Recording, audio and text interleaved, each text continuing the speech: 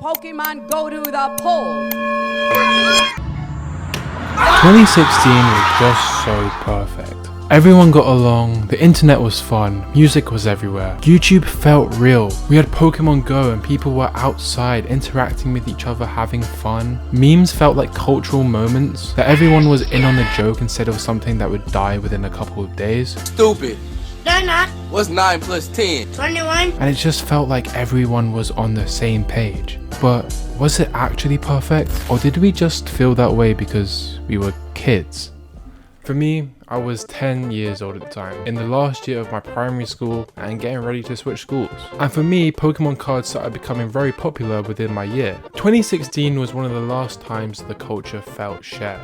Not fragmented or divided to a million different algorithms. Everyone was seeing the same stuff at the same time. Take Pokemon Go for example. It wasn't just a game, it was like a whole movement. And for the first time in a long time, people weren't stuck inside playing video games. The video game actually brought them outside.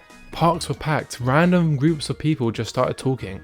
I didn't even have a phone, so I could only play when my brother did. But that really didn't matter. You didn't actually need a phone to feel a part of it because everyone was playing. This was amazing. And then there were the trends. The mannequin challenge didn't start because it was some corporate marketing strategy or something.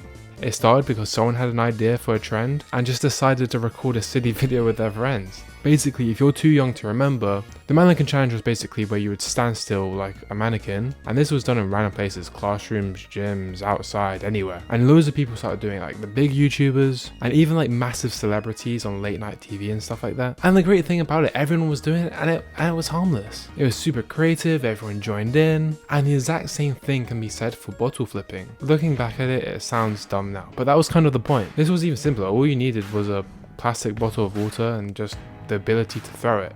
And of course this became a massive problem for teachers and they just started banning it. I think even in some schools they didn't actually let them bring in water bottles, you had to have it in a cup so you couldn't flip it. That is just typical England though, just ruining everything. And most importantly, even dabbing, as cringe as it is now, it came from that same place of something wholesome. Something that everyone was a part of and understood. Look, trends didn't last forever, but they lasted a lot longer than they do now. And they truly lived when they were here. But most importantly, something that is really true to my heart is YouTube in 2016. And it's actually not because the videos were higher quality, but it's because they felt honest. YouTubers didn't feel like celebrities back then. They were just a guy with a camera. And back then you would have your favorite YouTubers and you would watch every single video of those YouTubers. Whereas now you probably see like, oh, this guy posted this video, Mr. Beast posted another challenge video. There's just too much content for you to watch all of it. Everything was a bit more raw and rough, but that had so much charm to it. It felt a lot more real and it felt a lot more genuine. And because of this, it really put the you in YouTube. It felt like anyone could be a YouTuber. And this might sound a little parasocial, but you was a part of a YouTube community instead of just watching all these different people. You was the bro army. You felt like you were part of the Sidemen. And now everything just seems way too overproduced and just not natural. Next, there was the music. 2016 didn't have one specific sound, but it had a vibe about it. Things like SoundCloud rap were on the rise, not because they were perfect pieces of music, but because they were unpolished. And you had people like Uzi and Carti just mumbling their way through, and people hated that at the time. But some people genuinely look back at those songs like they're masterpieces, and they kind of are. Most of the music was a lot happier. You literally had people like Pharrell Williams with their song Happy, which at the time you literally heard everywhere and was like 2016's theme song. Look, I'm not saying everyone's life was perfect, but the world definitely felt a lot brighter at the time. And the music in 2016, I look at that as some of like my favourite songs to ever be made. Despite maybe my music taste at the time not being the best, but you know, you like what you like. Gaming felt a lot better too, because this was prime gaming YouTube.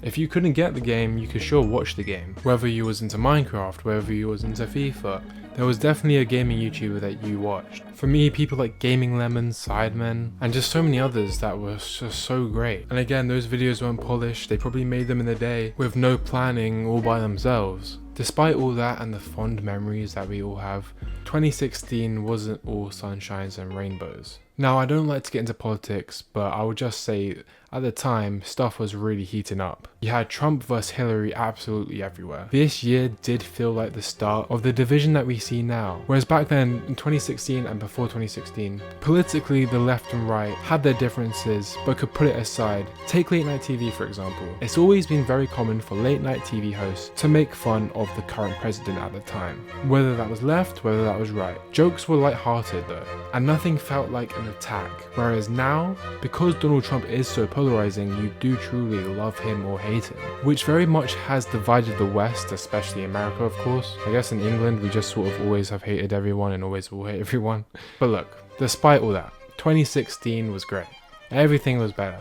And I think a lot of people were happier. We didn't have things like doom scrolling, and less people were just rotting their brains, as in now everyone's just addicted to their phones, truly. We wasn't comparing ourselves to people on Instagram that are on steroids and we're just natural trying to like look good.